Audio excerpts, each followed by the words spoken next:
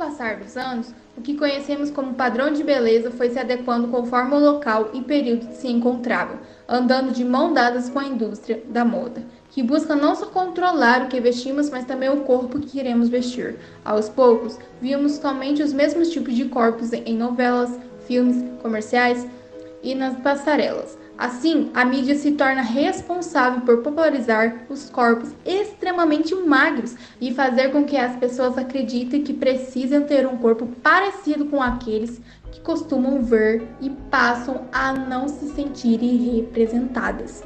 E de forma inconsciente, as pessoas passam a entender de todos deve atender a esse padrão e ter o mesmo tipo de corpo, fazendo nascer nessas pessoas uma necessidade de atacar a quem não se enquadra nesse padrão, o que hoje recebe o nome gordofobia.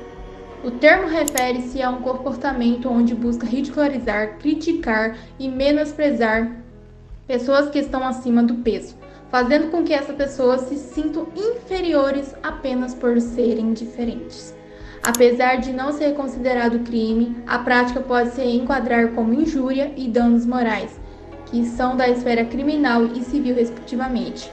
Nos últimos anos, as denúncias relacionadas aos casos de gordofobia tiveram um crescimento notável e as redes sociais tiveram grande influência nisso. A influenciadora digital Thaís Carla ganhou popularidade nas redes sociais nos últimos anos através dos processos que abriu, alegando ter sofrido gordofobia, inclusive contra os outros influentes em redes sociais como o deputado federal Nicolas Ferreira e o humorista Léo Lins. O que incomoda muitas pessoas que acompanham a influenciadora é a proporção que isso tem tomado, já que o conteúdo postado nas redes sociais tem sido voltado para esse assunto e que de fato os processos dão um bom retorno financeiro para ela, já que a indenização média pedida em casos como esses é de R$ 240 mil.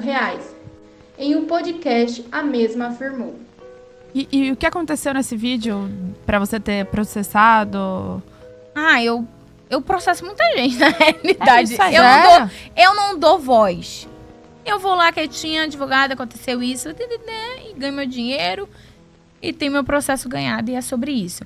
Apesar das polêmicas, a influenciadora tem um grande número de seguidores e pode servir de inspiração para as pessoas que se identificam como ela, já que o processo de identificação tem um papel importantíssimo na construção da autoestima de uma pessoa. Atualmente, é possível observar que aos poucos a mídia tenta inserir pessoas com diferenças físicas nos seus produtos. Hoje é possível ver deficientes, negros, gordos em passarelas, filmes, novelas e em programas de TV.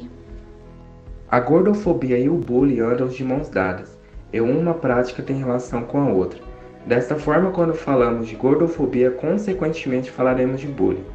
A palavra bullying tem origem na língua inglesa e contém um radical bully, que significa valentão.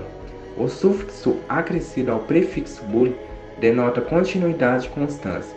Caracteriza-se como bullying as constantes agressões física, verbal e psicológica, feita intencionalmente e repetidamente contra uma pessoa indefesa, onde um indivíduo ou grupo xinga, agride, menospreza e expõe outro indivíduo.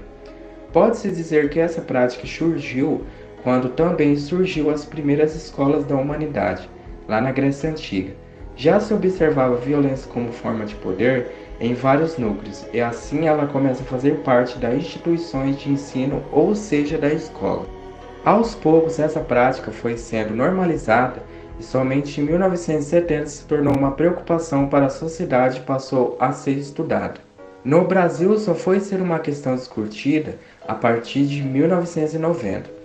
Apesar de parecer um fenômeno recente, o bullying sempre esteve presente na sociedade, principalmente nas escolas, mas só se tornou algo preocupante quando seus efeitos podem ser observados. Exemplo disso são os ataques às escolas que aconteceram em diferentes lugares do mundo, e principalmente no território americano, onde aconteceu o maior e o mais conhecido massacre em ambiente escolar, o Massacre de Columbine. Em 2015 foi criada no Brasil a Lei 13.185 de 2015, que institui o Programa de Combate à Intimidação e Sistemática ou Bullying. A lei busca prevenir e combater o bullying em toda a sociedade, implementar, disseminar campanhas de educação, conscientização e informação sobre o tema, orientar pais e familiares como identificar vítimas e como agir nessas situações, para dar a devida assistência psicológica, social ou jurídica para as vítimas. Esse tipo de comportamento mostra como a nossa sociedade aos poucos foi sendo encaixotada e dividindo quem pertence aos padrões de quem não. Pode ser algo tão profundo e enraizado em todo a qualquer lugar do planeta. É difícil pensar em formas de combater ou minimizar esse tipo de acontecimento. O que se espera é que cada ser humano entenda seu lugar na sociedade, que respeite o lugar do outro, não se sentindo superior nem fazendo com que os outros se sintam superiores. Entendendo que existe limites em suas ações em relações aos outros indivíduos, que as mídias sociais popularizam diferentes corpos, fazendo com que todo tipo de pessoa se sintam representada e possam tirar esse peso nas costas de quem se sente infeliz apenas por ser quem é.